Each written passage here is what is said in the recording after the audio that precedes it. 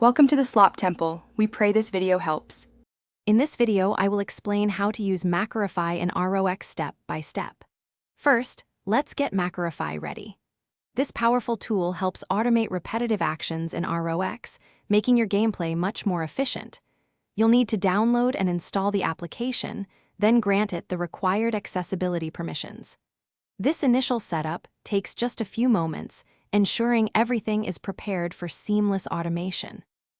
Now that Macrorify is set up, let's record your very first macro. Open the application and tap the record button. Switch to ROX and perform the actions you want to automate, like tapping a specific button or swiping through menus. Once finished, return to Macrorify, stop the recording, and save it with a clear, memorable name. This simple process captures your actions for future use. After recording, you can refine your macros for even greater precision. Open your saved macro to access its editing interface. Here, you can add crucial elements like delays between actions, ensuring the game has enough time to react. You can also set up loops, allowing the macro to repeat its sequence 5 times, 10 times, or even continuously.